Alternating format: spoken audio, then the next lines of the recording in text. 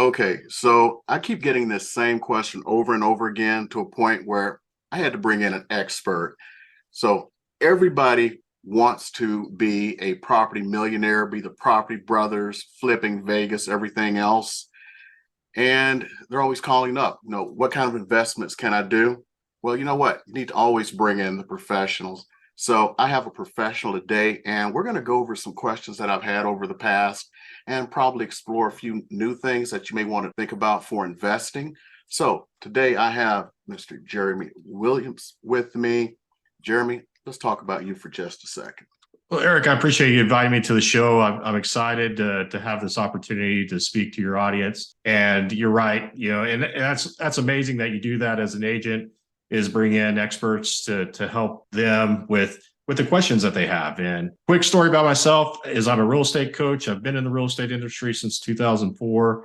I've waded off into wealth building through real estate investment. I've got a wife, two kids. One's about to graduate, and a couple dogs, and I like walks on the beach. Oh, okay. And where are you located at, Jeremy? I'm located in Kingwood, Texas. If you're familiar with the Houston area, Okay. I live up on the northeast side off of Lake Houston, and about 15 minutes from Bush Intercontinental Airport. Okay, well, great. So let's get to the latest questions that I've had because we've talked a little bit before this. This seems to really be your specialty, multifamily, because everybody's reading these books on house hacking and everything else. They want to possibly live in a unit, rent 3 units out, have somebody else pay their mortgage, and then one day sell it and become a millionaire, or at least do the Burr method and buy more of them or something. So let's just start off with multifamily. First of all, multifamily is considered 2 to 4 units, correct? Yes, yeah, two or more units on the same property, so duplex or bigger. I've personally invested in a fourplex. It's actually a house down in Galveston, Texas. The front house has been turned into 3 units, 2 efficiencies on the bottom, and then a 2-bedroom, 2-bath up on top. And then I've got a garage apartment that's on the alley out in the back that has a unit above it as well. So I've got 4 tenants in one location. Okay. So when you're purchasing multifamily units, what are some of the considerations you need to think about? I think the biggest one is just like if you're purchasing a residential property, is to consider your location. Mm. Location.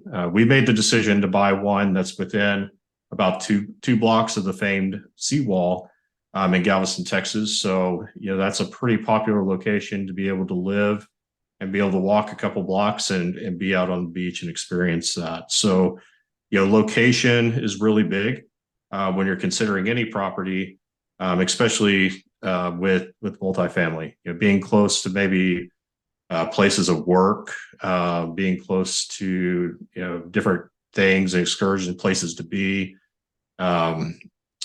Also, the other thing is look at the market. Just like you study the market with residential real estate, is you're going to study what the saturation is for long-term rentals versus, and I know we're going to talk a little bit about short-term rentals. And what we found in Galveston was there's an abundance of short-term rentals, but there wasn't a lot of long-term rentals. And so you have to take into consideration, well, there's people that live on the island, that work on the island, that stay there. There's a college that's there. There's a cruise terminal that's there. So there's a lot of employees that work with the cruise industry that are coming in and out of Galveston. Is there an opportunity doing some long-term rental in that multifamily? And there is. And we've had to rent it out a few times now. And we have, within a few days, we have it filled. It doesn't take a lot of time because the demand's there. So if you're looking at doing multifamily, also understand what is the demand in the area for that long-term rental. Now, let's take our realtor hat off for a second. And we're thinking like, we're an investor. We went to the Howard Johnson, like I like to call the Red Roof School of Investing, for that weekend seminar. I'm looking for multifamily property. And we talk about location. What are you looking for in a location? For me, I was looking at a location that, first of all, and I'll get into what we're going through now here in a few minutes. We're actually going through some really big challenges, and it's a good lesson too to share with your audience. Mm, But I'm looking for something that is going to be easy to rent, easy to renovate. There's not going to be a lot of costs there. mm, You know, find something that's in fairly good shape. Because if you're sitting there and you're putting all the money, if you keep putting money into the property, you know, the whole idea is to at least break even. You know, have somebody paying down your mortgage. mm. The goal is at least break even, and then potential to even cash flow. So you know, when we were looking, I also wanted to find properties that already were tenant occupied. There's tons of properties out there that didn't have tenants, but I wanted to get a property to where we had cash flow coming in immediately. Now, one of my tenants happened to be a meth head, so you know there was that challenge of getting them out of the property. But my other three tenants were amazing, and they were actually so thankful because the previous landlord didn't do anything about it. And so they're like they are always championing us because of things like that. Mm, So we had good tenants and we were able to fill it quicker. So instead of having 4 units to fill immediately, we already had cash flow coming on off of three, and all I had to do was replace one, and we're whole again. mm, So that was really important as well. But I'm looking at like maintenance issues. What are going to be some of the costs that go into renovating the unit? There's always going to be things that you're going to have to fix. Previous landlord didn't address. So I'm looking at those different things. We're building out a pro forma to look at the property as, you know, how much are we going to purchase it for, but also what are we looking at in terms of, you know, immediate expenses, what could be some anticipated expenses. mm. We're looking at all those things like insurance. So a place like Galveston, you're going to have to deal with wind insurance, TWIA. Right now, we're having to deal with them because of a big issue that's going on. But you've got wind insurance, and you've got the structure insurance, and then you've got flood insurance. And so we pay probably about $14,000 a year for insurance just on that property. So we have to work those into the numbers. And a lot of people don't think about that when they're going out and choosing a property. They're Mm, like, oh, that would be a cool place. And, you know, I could get into the real estate investment business and we're going to make tons of money on it. mm. And they never sit down and take the time to work through the numbers. So location's important, but it's also important that as a business, you're either at that break even or you're cash flowing. Okay. So really, even if you're trying to house hack, what you're saying is bottom line, this is a business and you're going into it, even though you're going to be living there for at least a year, because a lot, I have to break something down. A lot of my clients are VA, and you know, with VA, a fourplex, you can actually get up to $1 million. So you may be able to get something with that, but it's a business if you're actually trying to house hack, right? Yeah, if you don't hear anything else today, I think what Eric just said would sum up the entire episode here is that it is a business. It is not, if anybody tells you that wealth building through real estate investment is passive income, it's not. It's work. This is a good opportunity for me to share what we're going through right now. Okay. So I get a call last Thursday, or no, two third. Yeah, it was last Thursday. Yeah, it's only been a week. Tenant called, college age student. She's been great tenant. She replaced the person that we had to kick out. We redid the entire unit, so we had about $20,000 in it because of all the damage that was done. So brand new appliances, retextured, repainted, everything in it was new. We touched everything. So she calls us last Thursday and she goes, well, you know, I want to let you know of an issue that I've noticed now for about 30 days. And, you know, I think I need to bring it to your attention. You know, I had to talk to my parents and I think I need to bring it to your attention. So she sends me these photos and there's this organic growth. We're not going to call it mold because I learned Oh that no. you don't know. You don't know until it's tested, right? But organic growth. And so it was coming out of the light fixtures. It was coming out of the switches on the wall. There's places along the ceiling that had this, and so it got to a point where, you know, she felt like it might be dangerous, and we let her out the lease. We gave her a few options. We said, look, we can reduce your lease. You can stay there. just know that we're going to have contractors in and out. Or, you can move out completely. We'll send you down the road. We'll even refund your deposit. We're not going to hassle you with that. Or third, we're going to get it fixed. So if you're living with a friend, which she is, we'll get you back into the unit. Just give us the time to make the repairs. And I think that might end up working out. She's pretty happy about that option. Okay. And so we go in there. Yesterday, I got up at 5:30 in the morning, right, to drive to Galveston, hour and a half away to get to my property. Get down there and meet my contractor. We start cutting holes, exploratory holes, and there's water penetration from the outside. We also met the adjuster that came. Well, our front unit with TWIA, the wind insurance, has a commercial policy. Our back unit has a residential policy. So things that I'm learning here, it's really important to know if you're ever having to deal with wind insurance, there's a difference. And we had to have commercial because there's 3 people. I think it's if you have more than 2 people or 2 units combined, you have to go with commercial. And he goes, well, the only way it's going to cover water penetration from the outside is if you had a storm event and it like ripped the roof off or ripped out the siding. He says, I'm not seeing any of that, and I haven't even gotten up there. He says, probably not going to get covered. So sure enough, 30 minutes later, he comes back. We're not covering any of this. All right. So stomach drops, heart falls out. Continue to cut holes, exploring. Notice we had an active termite infestation. All right. So now we got termites. Now we got water damage. We haven't even torn everything down yet. So sending out my contractors again on Sunday. I'll go down there to meet them. We're going to finish tearing out all the sheetrock, floor to ceiling in that unit to see what else is done. That's going to require remediation at some point. But it's something that you don't think about when you go into, I thought about it. I knew this could always happen. And I've been in the industry a long time, but there's a lot of investors that jump into this and they're like, I didn't think about that. I didn't know that could happen.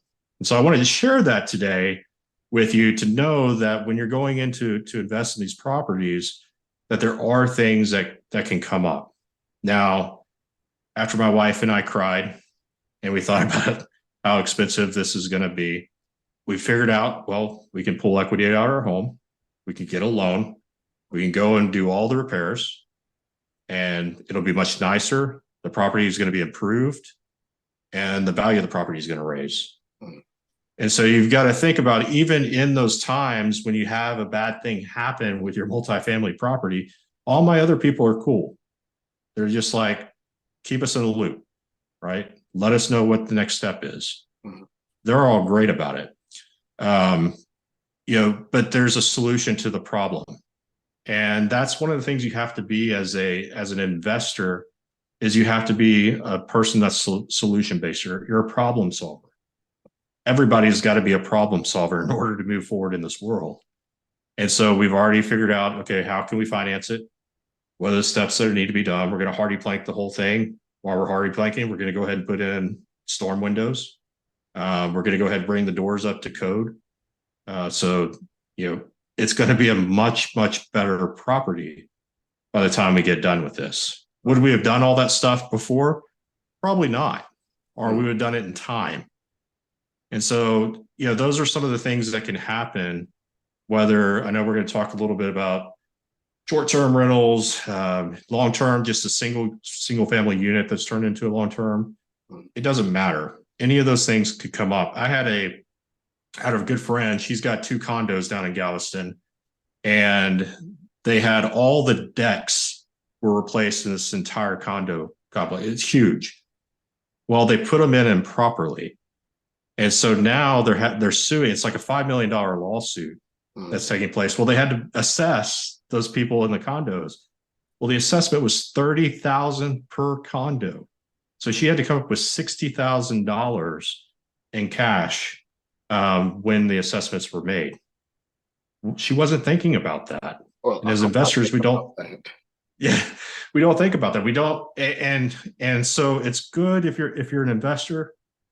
You've got to be able to find and access money, but also have contingency plans, have some money put back Don't go in and take every last penny of yours, expect everything's going to go fine, and then have something that comes up that devastates you and you're not able to move forward through it. So Right. find good lenders, find people that you have relationships with. Think outside the box sometimes. Okay. Because So it's been an interesting week. It's been fun. yeah, I mean, my head can't leave the whole. If somebody else put in bad decking, how they're assessing the condo owners. I'm still trying to wrap my head around that right now. Yeah. Yeah. It's a pretty big deal. And I mean, one, they really feel like I think they're going to win. And I hadn't talked to her in some time, so it may have already been resolved. Mm, But it is one that the attorneys felt like the condo owners were going to win. That's okay. why they pushed and went after it. Okay. Because if they put in the outside balconies wrong, and you're sitting there and you're a renter, and somebody goes and she uses it for short term, and somebody dies because it collapses, Mm, right? That could be really painful as an investor as well, yeah. having to deal with that. Not just the loss of life, but probably the financial implications of that as well. They're going to be taxing. I mean, there's things that I'd never even thought about when you were talking about the insurance. So I haven't Mm. even addressed that here because I mean, I'm in Nevada, you're in Texas. When you get insurance on a multifamily, does it have to be commercial? I mean, Yeah. that's a question that actually needs to be asked now. And how much more is commercial over residential? Yeah, things, and here's a big one, in Texas that we deal with is, flood insurance, national policies, we're running 650 per unit. Now, since I have the detached garage, they count that as a separate property. So I have to have two flood policies. Mm, Well, if we wouldn't have gotten them grandfathered in from the previous owner, the insurance today would be about 3,000 per unit. So it'd be $6,000 a year just in flood. And goodness. trust me, you want flood when you're going to be in Galveston, Texas, Hurricane Central, 1900. You can go back and look at Avenue Inn and a Half. That's where my property is from Mm, the 1900 storm, and it's completely leveled. Right, killed like 12,000 people. So you wow. want flood insurance. So insurance is a big thing to think about. Making sure not only that you're insured, but also requiring that your tenants insure their personal property. And because you don't want something to happen within the unit, maybe a pipe breaks or something happens, floods the unit, and all their stuff gets damaged, who are they going to come to? They're going to come to the landlord. Well, if you don't have them going out and purchasing that personal property insurance, then it's going to cause a really sticky situation when those type of things happen. And so there's a lot of things you got to think about beyond just, hey, I'm going to get a home. My mortgage is $4,000 a month. I've got 4 units. I'll charge $1,000 each, or I'm going to go 1,100 each, so I can cash flow off of it $400 a month. There's a lot more to it, and you want to make sure you're exploring all that stuff before you get in and you realize that's too late. I've got to figure this out now. Now, is this a big deal? Because I know HOAs are a big deal in Texas. They are a Mm-hmm. big deal here, except for in certain parts of town. I know they're Mm-hmm. probably worse in Texas. They're Uh, tough. yeah, they are tough from what I've read. The multifamily units there, do you have to worry about HOAs as much as single family? Well, um, most HOAs are not going to have multifamilies in them. Like I can't think of one in our area that would even allow multifamily. Hmm. The property I have is in the city of Galveston, so there's no. It's completely unrestricted. I can do whatever I want on the property. But if you're dealing where I see, you're typically not going to see it with the multifamily because HOAs are typically aren't going to allow that. Now, where HOAs can be a hindrance is with short-term rentals. Hmm. And I know we're going to talk about those, is some HOAs will not allow it. Right. Some cities will have ordinances, like the city of Pearland has an ordinance to where you can't have a short-term rental because of a situation that happened a couple of years ago where the owner of the home, hey, I'm going to make some money. I'm going to rent this out short-term, make some great money. This family, signs up and, they're in the house. Well, they brought about 500 of their friends with them and turned it into a party house. Somebody got shot and killed, Hmm. and Pearland's like, we're done. So, you have to you have to understand that, and it's important to have a realtor, a great one like Eric. Eric will help you with this. Is to have an understanding of where you're buying. Remember, we talked about location being important at the beginning, but also understanding those dynamics with like city ordinances. Corpus Christi has a weird one. Like they'll allow you to do short-term rentals, but they have like geographic blocks, and they'll only allow X number to be in a geographic block. So I've got an agent down there that I work with and coach, and she has to go in every time somebody comes in and says, hey, I want to do short-term rental on the beach, which is a pretty popular thing. She's got to be like, well, I've got to go do some research because of the ordinance that Corpus Christi has. And so that's important to know too, when you're going and buying, whether it's short-term rental, doing multifamily, which again, HOA is probably not going to apply. There might be some city ordinances though. And then, doing just your typical single family home as a rental, there's some neighborhoods that don't allow that. So you want to know those things. Okay. When I was getting out with the HOA, there are some multifamily units here, and it's like a big complex of multifamilies, like a few blocks of them or something, and they have an HOA. And I noticed on one that somebody was looking at, the HOA was like $1,400 a month for the 4 units. So yeah. There's a place on the west end of Galveston that, all these really nice multi-level homes, they're 3-story, maybe 4-story homes. A lot of people got in like 400,000. They're selling them for like $1 million a piece right now. The insurance on a loan is over $20,000 a year. Wow. The HOA is about $3,000 a year. So, it's hard to get to profitability. Those people, they made a lot of their money on the short term. They basically have gone in with a strategy, let me break even, right? And they're looking at their gains going to be on the appreciation of the house, right? And so that's where they cash out. And but yeah, HOA fees, insurance, those type of things can really get you. Okay, and it leads to the next one. You were talking earlier about the pro forma that you work on when you're looking at a multifamily. What all are you looking at in that pro forma? So obviously I'm looking at rents. I'm going to go and do a rent analysis on the island, and I'm going to look at, okay, what are things renting for? And before even we considered doing a short-term rental. So I looked at, okay, short-term, long-term, which direction do we need to go? So that was kind of part one. When I found out long-term rental probably had the opportunity we were looking for, then I'm looking at rents on the island, seeing what's competitive. If I were to do any upgrades, like would it make sense to do the upgrade? How much more rent could I get? Because there was people paying $1,000 a month to live like in a hole essentially. And I was like, if I went and I put in new flooring and maybe new countertop and some appliances, could I get $1,200-1,300 a month? Because there was no competition there. And so I'm doing the pro forma, looking at what am I going to get for rents? Why? Because I want to make sure that I'm at least break even. I'm paying down my mortgage without using my own money, or is there an opportunity to cash flow? Now, my rents on this particular property were a little low when I came into it. They hadn't moved them in a long time. And so I've been able to now, there's a couple of them that are on their 3rd term with us now, that I've been able to bump it up and bring it up a little bit at a time to be able to get to a place. The first time was kind of a big jump, and then it's been a little bit at a time. But I've finally gotten it to where it's market. So I'm looking at that. I'm looking at the income side. Just like any business, you're going to look at your income, you're going to look at your expenses. What's going out the backside. So are there any utilities that we're paying for? We pay for electricity, we pay for water. Ooh, that's generous. Okay.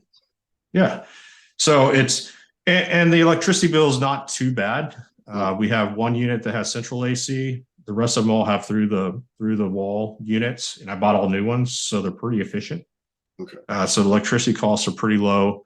Water costs, it's with the city, it's very, very inexpensive. I don't think I've paid more than $75 a month for water for the entire house. So, looking at that, I build a little bit of that back into the income side. So if I am going to pay for the electricity, if I am doing the lawn, if I am doing those things, those services, then I'm going to be able to get a little bit better rent too.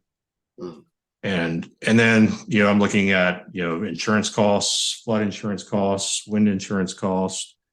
And then, are there any items that are coming up that I know need to happen? Like I knew we're going to have to replace the central AC. I just knew it. I had a gut feeling I could.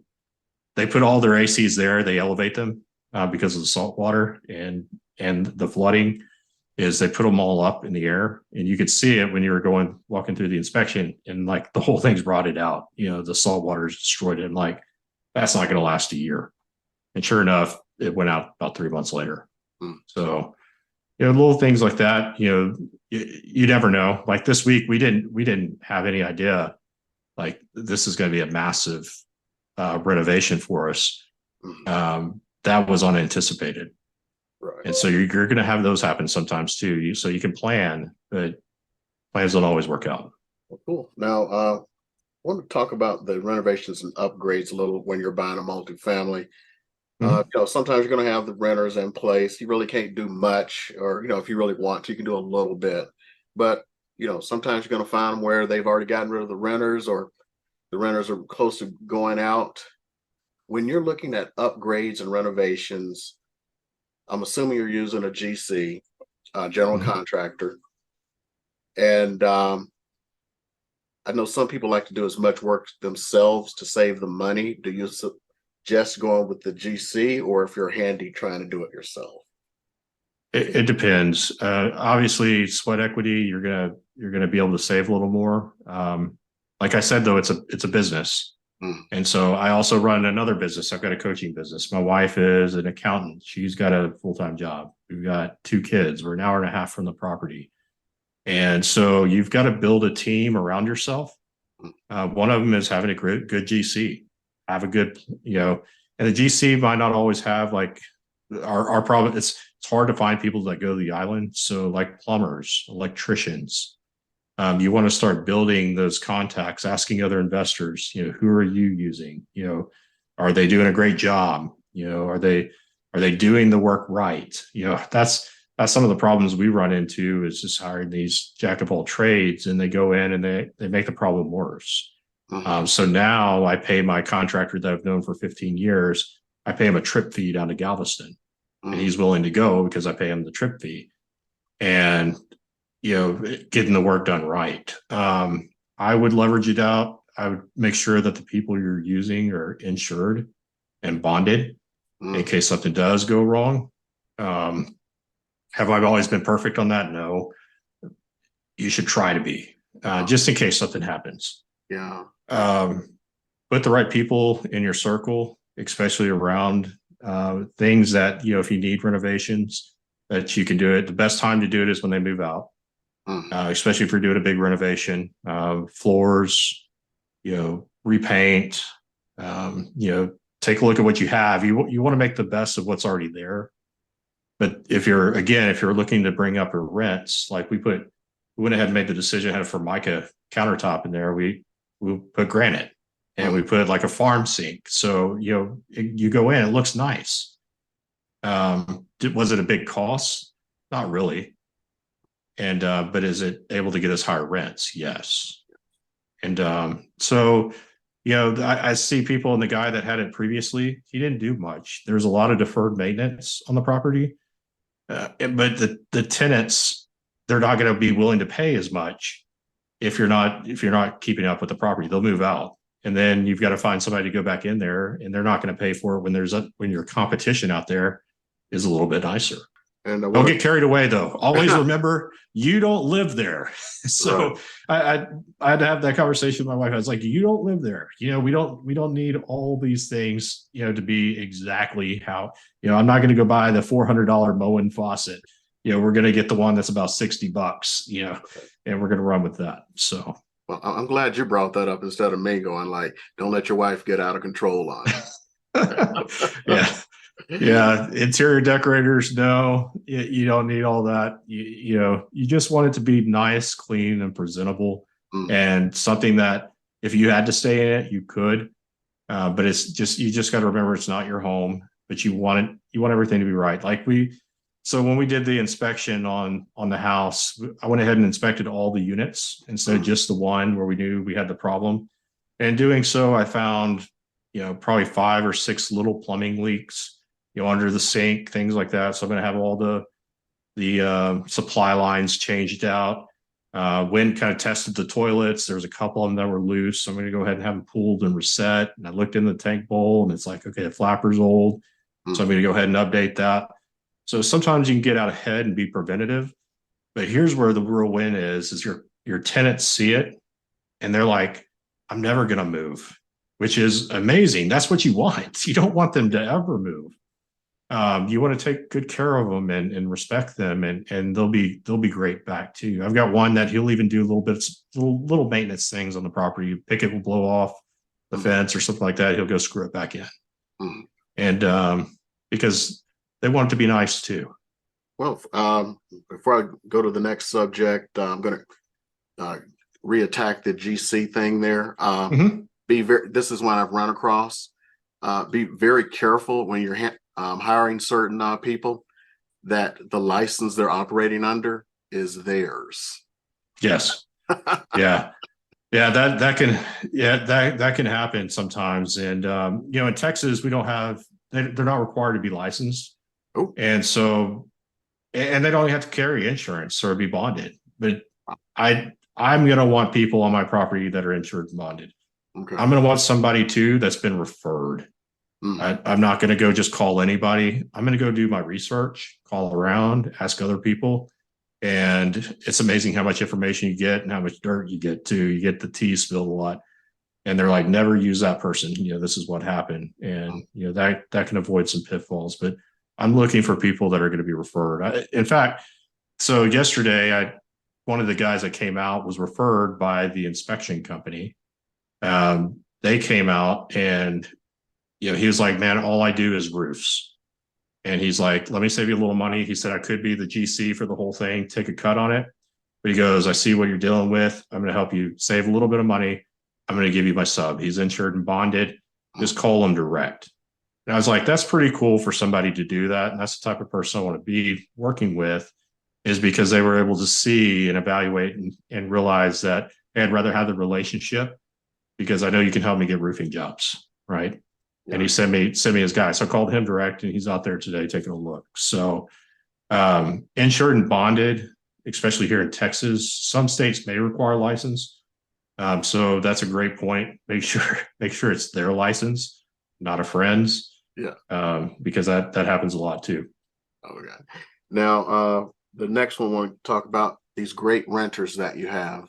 Now, I know you already had 3 in place. When someone is looking for those renters and they're trying to fill those units up, there are 2 different ways. I don't know about Texas. Nevada, as far as I know, is the only state that requires you to be a real estate agent in order to be a property manager. And then you have to have an additional certificate to be a property manager. But there is an exception. You can rent out up to 4 units yourself. And I'm pretty sure they did that just for someone doing a 4-plex or something. But now they got to go find those tenants. What are your suggestions or your advice on looking for tenants? What are the things they have to do if they're not going to get a professional property manager? I'm not a professional property manager. Right. So in our situation, I used a realtor that actually lived on the island, not 3 blocks from the property. He was also the previous property manager. We decided to manage it on our own. But he was a previous property manager on that property. So he was very familiar with it. He knew the tenants. He'd put the tenants in there. And so we worked out and arranged a deal where we just pay him $500. And that's him running the ad. That's him doing all the scanning, the interviews, going through, making sure that the person is not going to go in there and destroy the property. But he handles all of that. So if you're far from the property, you want to have either a relationship like that, or you want to have a property management company that's handling that for you. If you're close, if I lived on the island, I'd probably do it myself, and save a little bit and be able to personally interview the clients. So our potential tenants. So that's how I would do it, is find the professional that has the experience in that. It removes you from being emotional about it. And they're looking just for the people that are going to do the right thing. They're going to make sure they've got the credit, or if they don't have the credit, they've got, in this one case, we had the college student. So she has very, very little credit because she's never really had a card. Well, her mom co-signed with her. And so he interviewed the mom and the dad, and I was like, I would give it a go. Let's try it out. And she was a great tenant. So, but having that person that you can leverage, talk about in business, creating leverage. Again, it's a business. Is leverage that out. Find that person that can do it. If you're there locally and you can meet with people over at the property, then that might be an option as well. Might save you a little bit of money. Okay. Okay. And my personal suggestion on that is use a property manager, even if you can do it for 4. It's just too many pitfalls. And I don't know what they charge in Texas. Here in Las Vegas, property managers are cheap. I don't even know why people do it. I know why they do it, but I don't know why they do it. You can get a property manager for as little as $70 a month. Yeah, ours runs about 10% is what our property management in the area. Now, if they were doing short term, that could be, I've seen it go as high as 30%. They're making a lot more money on the deal. They're having to turn it over a lot quicker, right?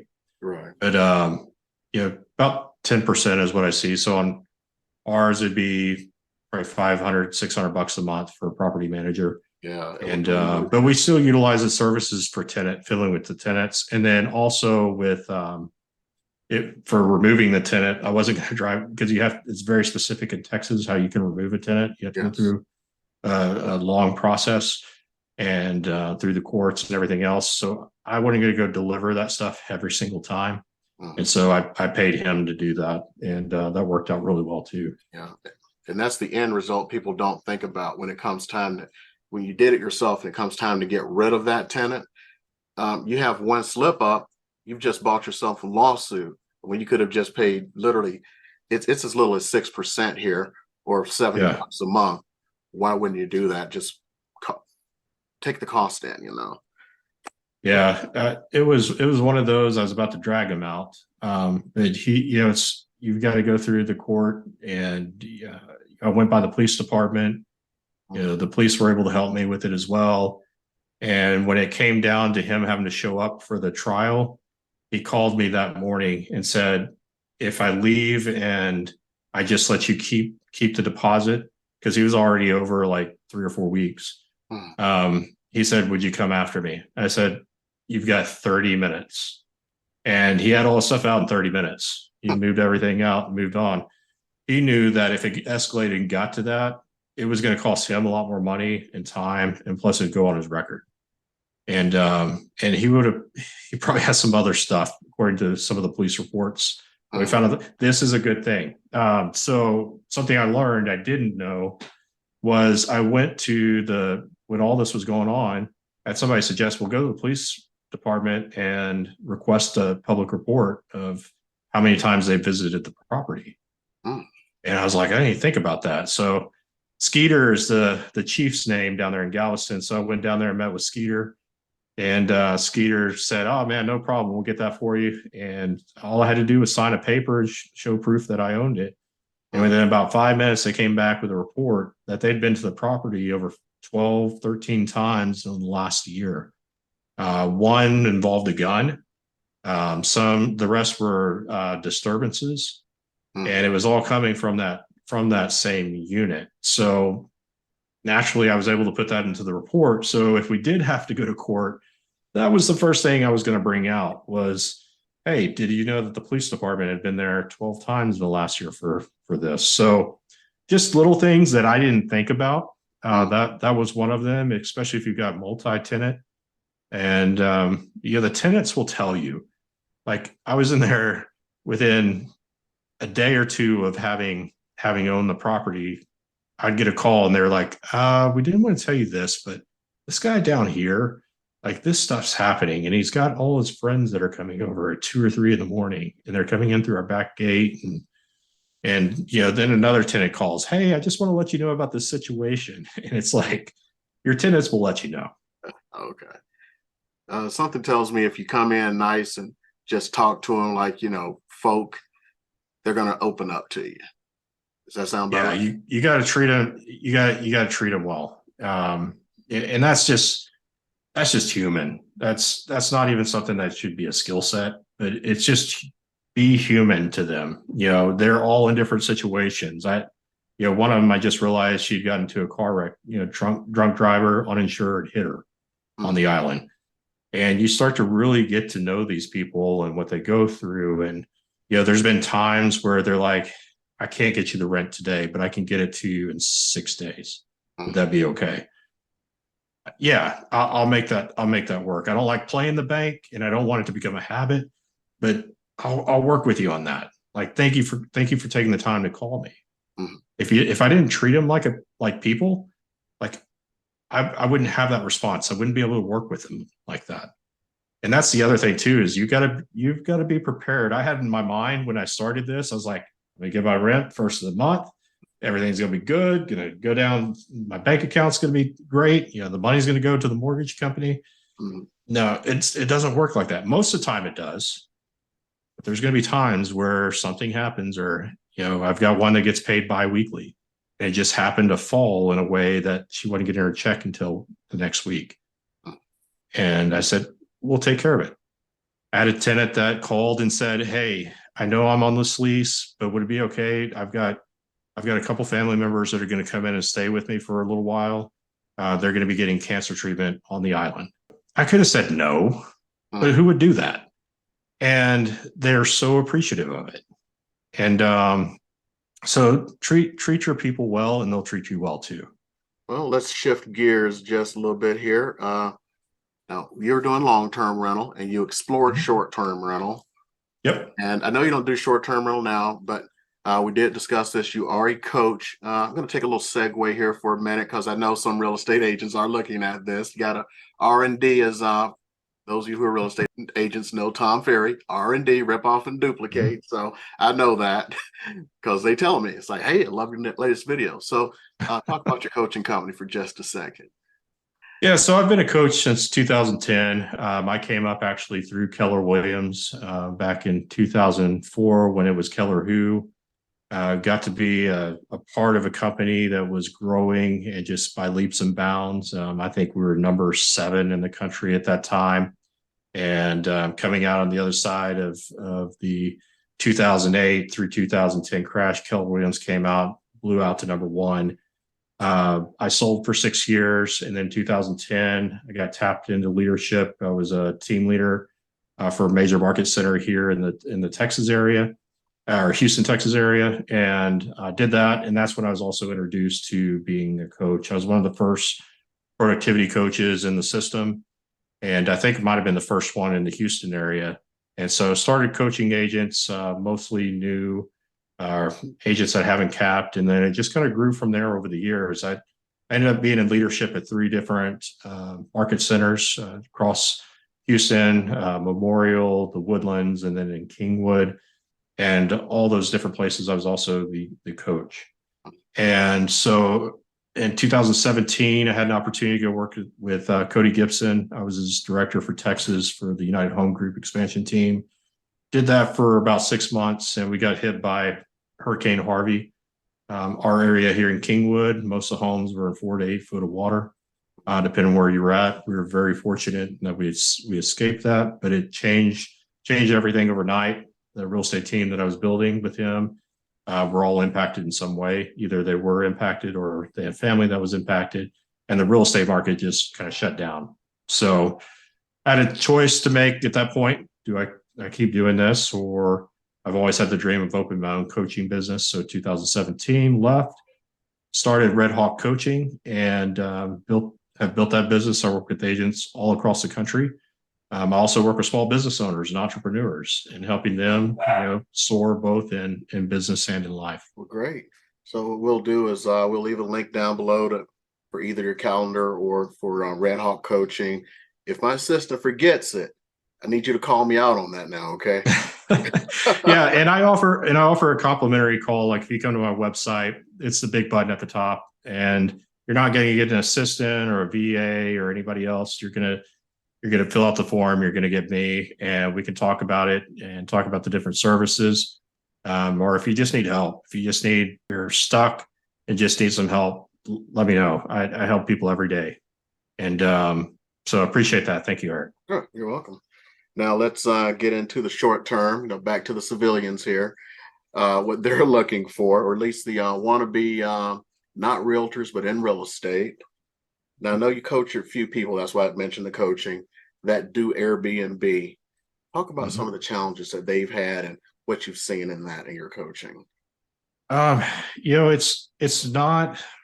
I haven't seen a lot of challenges per se, Mhm. except if like the person was buying the house and they had to get it ready for the short term. Getting it ready, getting all the bedding and everything ready for that takes a little bit of time, and sometimes in that time you're burning money out the back end because you're paying for the mortgage.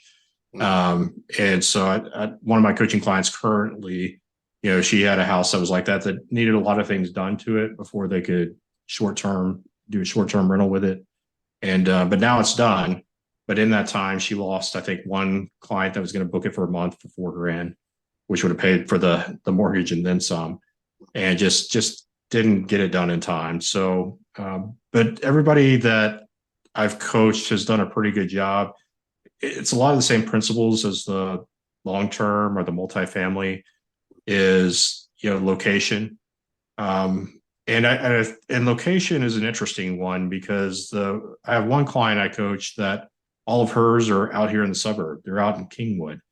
They're away from the city, and you would think, well, I thought it was supposed to be like a destination location, but doesn't necessarily have to be. Now, are your rents going to be as high?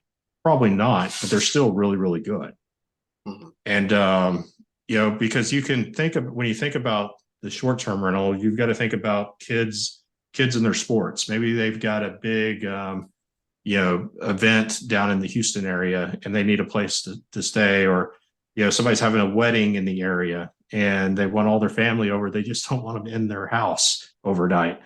And so they stick them there, and that's much cheaper. You could put 8 to 10 people in a big house. It's a lot more comfortable. They've got access to kitchen and laundry and everything else.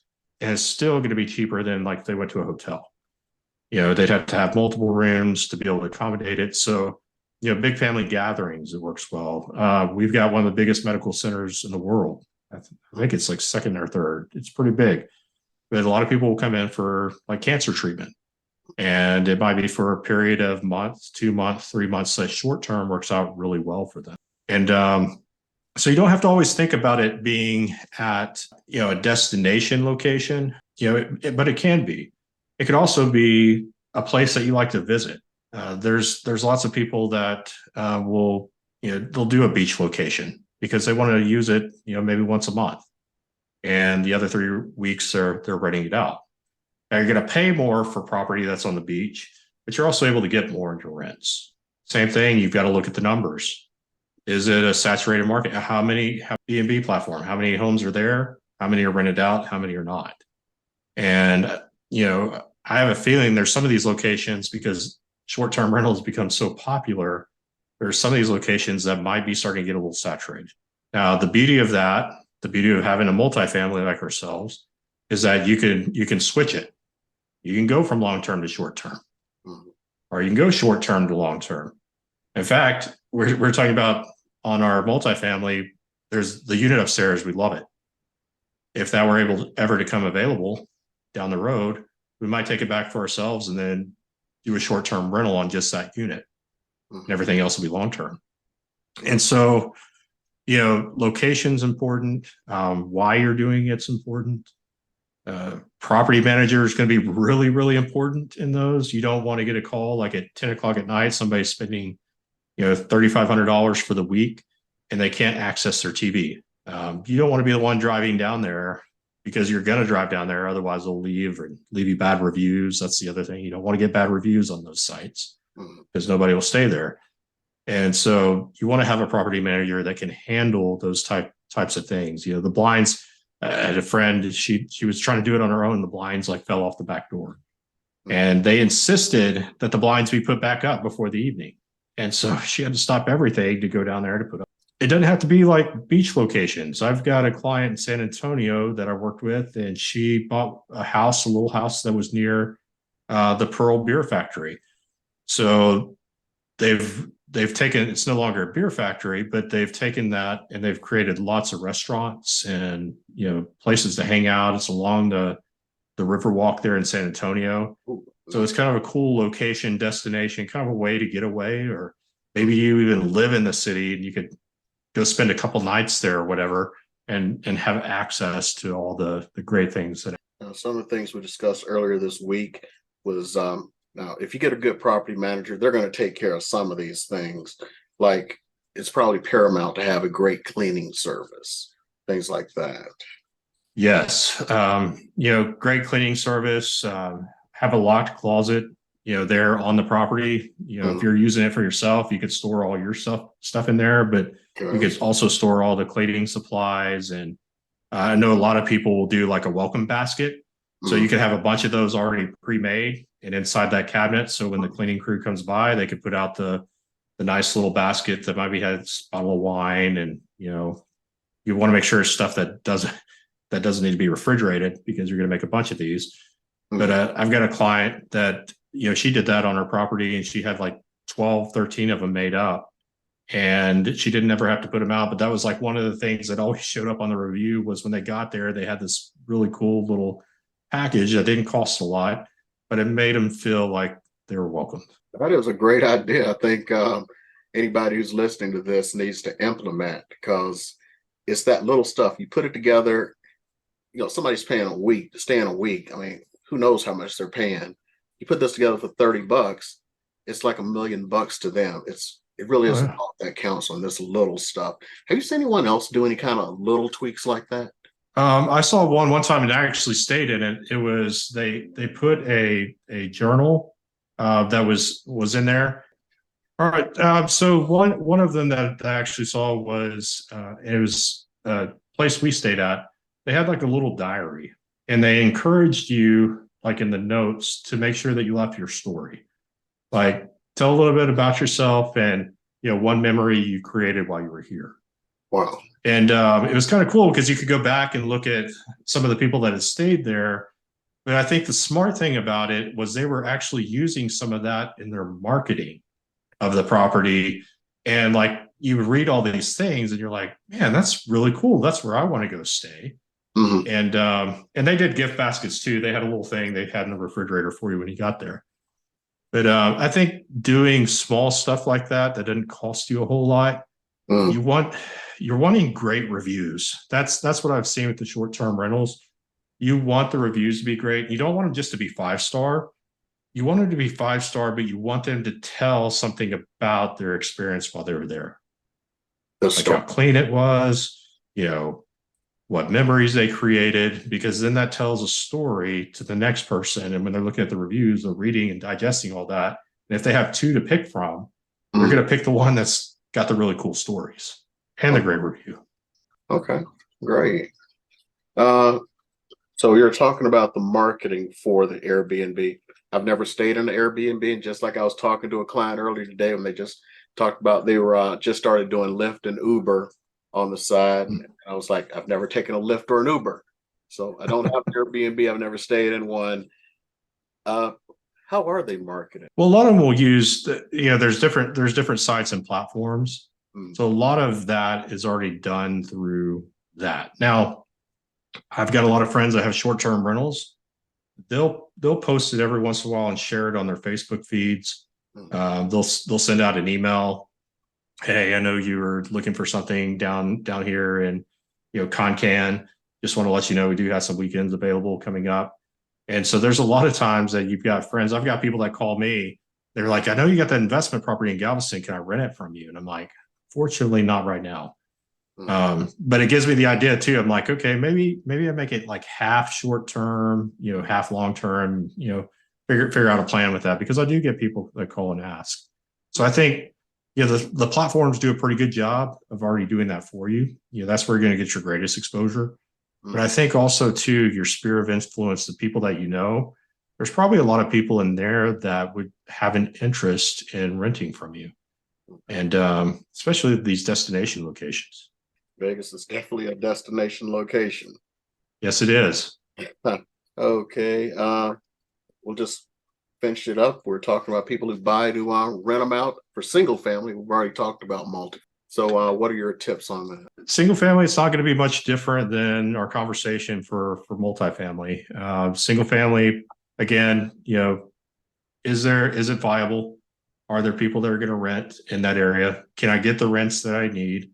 I'm going to do my pro forma. I'm going to have already walked the property, looked at it, the ones that I'm interested in. Is there going to be a lot of expenses with it? Things I need to anticipate. And sometimes it's okay to have expenses when you're going into the property because you don't want to play. A lot of people will play short term, like in their mind, they're like, okay, I don't see the potential in that. Like the property we have, like I know the potential in that. And if we get gambling in Texas, I know it's going to have huge potential, right?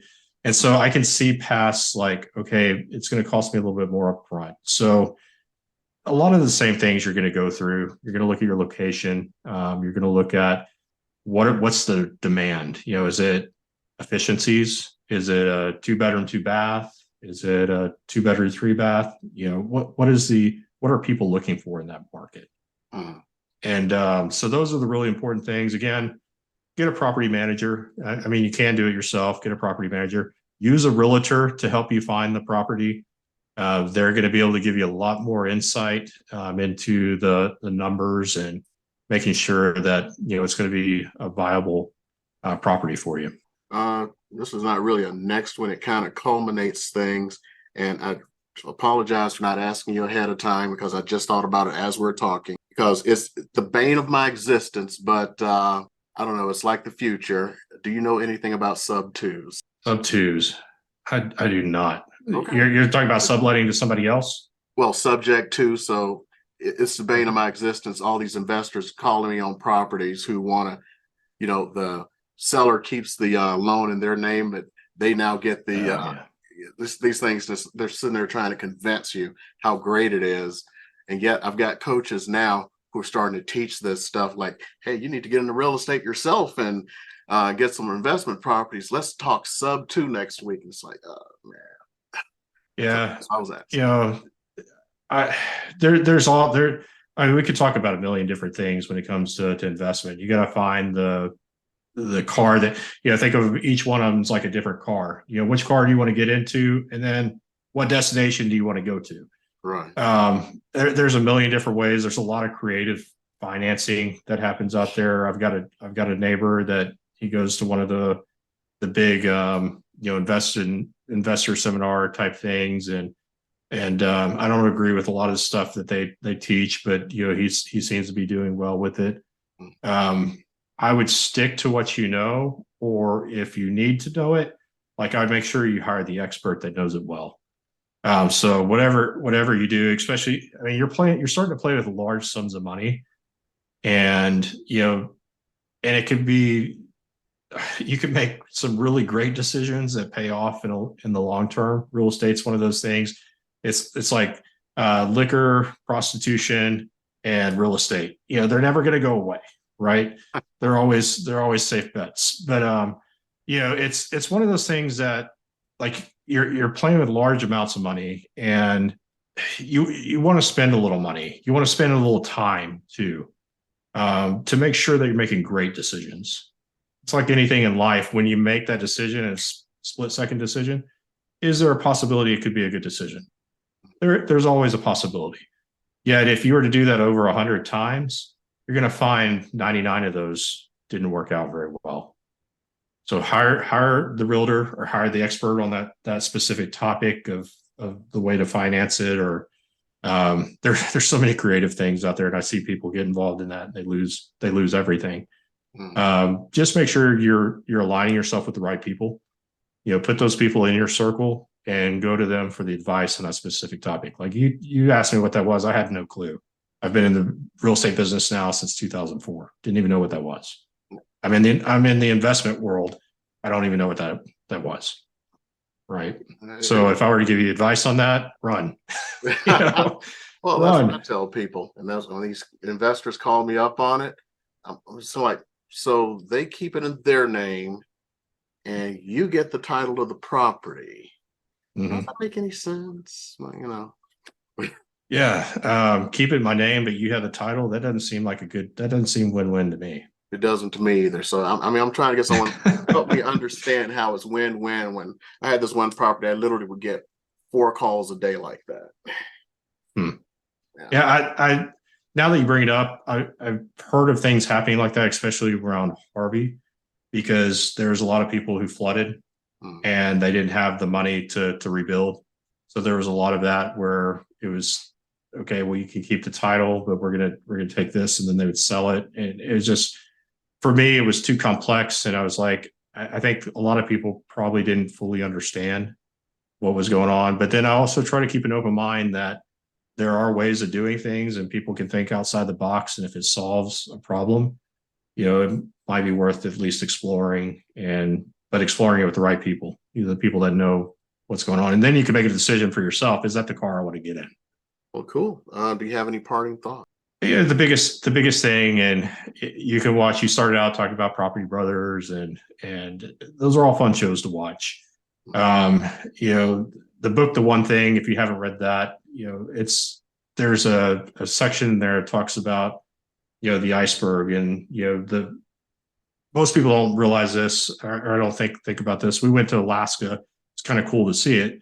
You'll see a little piece of ice on top, but it could be a mountain of ice below.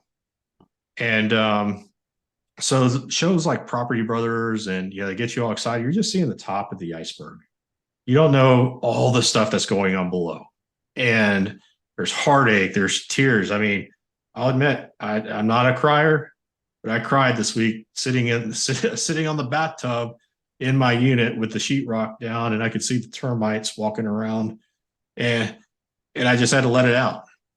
But then I gave myself kind of 3, and I said, you know what? Now we're going to solve the problem. We're going to figure it out. So when I get to the end of this, people are going to see this massively improved piece of real estate, but they're not going to know everything that happened, everything that went beneath the surface. Right. And so it's a business. It is not a hobby. It is not a side hustle. It's not, hey, I'm going to go grind. No, it's a business. And just like any business, you can make money, you can lose money. Now with real estate, if you play the game right over time, you can make money. Mm. Probably one of the better places to put money, right? Right. You can go put it in a savings account right now, and you make like a penny on the dollar or something. I mean, it's ridiculous. You may have to pay them. Yeah. You pay them fees, right? Yeah. And real estate's one of those but I've seen investors go in and buy a house. The inspection report came back great. They got in there and they're like, this wall, man, just keeps bowing. And they realize that there's a crack right down the center of the slab that nobody can see. And it's not a game. It's a business. It's a real legit business. And if you treat it like that, you're going to make money in it. But if you don't, and it's a side hustle or that hobby, or, hey, I just want to try it out. It's not one of those things you just try. Like you go in with a plan, build a business plan around it. Go, commit time to it. Go find the right people. Go ask a lot of questions. And then when you're ready, pull the trigger and go after it, but treat it like a business. Okay. Thanks. And I'm going to end on one because I mentioned the Property Brothers and Flipping Vegas. I'm not going to go into them, but we were at the ALC retreat yesterday. Those KW agents, I was talking what I'm talking about. And somebody was there. I'm not going to mention names or anything. I'm not going to mention the following show because I'm already in trouble with Universal Music Group on this channel for something they don't own, and yet they copyright struck me for something they don't own. But that's another story. YouTube seems to be siding with them because they're Universal Music Group. I'll go into the story if you want me to. The person was selling real estate in New York, so I'm hoping I'm not giving this away. Does his name start with an R? No, it actually was not. It's another one. Okay, not that one. All right. No. Does it start with an F? No, we're not going to go down that. So anyway, they were showing properties that I know belonged to where the it's probably person who going. was on one of those shows, and they were asked to be on the show. So I'm figuring, as I'm listening to the story, I'm figuring they're going to be, you know, in their capacity as a real estate agent. Well, then the person reveals that all of those shows are completely scripted and fake. And when they appeared on the show, they played a buyer. So it was an acting gig pretending you were buying a house. So when you see these shows, they are scripted, they are fake. There's nothing real about them. And the ones with the reveal of the house at the end and they're trying to sell it, more than likely didn't sell because it was over improved or something. So don't go by that. And I hate to say it, do not go to the Howard Johnson School of Real Estate on the weekends to learn how to become Donald Trump, because you're not gonna be. Yeah, we could, if you could get some whiskey in me and a good brisket going outside, we could talk about how that applies to about anything that you see on TV today. So everything's scripted, everything's played. If you have the awareness of that, you start listening to it. Yeah. I won't get into politics, but I will. It doesn't matter what channel you watch or what side you watch. If you look at it and you're really paying attention, at the end of the day, they're all scripted together. And if you really listen, yeah, conspiracy theorists right here. But you've got to be careful when you're watching television, especially in the world of investment, is because all those shows, it's Hollywood. It's all made to make people feel good. And I watched one yesterday. They've got a couple down here in Galveston that live on the island. They renovate homes and flip them. And I'm sitting there watching it. I'm like, okay, it's not that easy. It just isn't.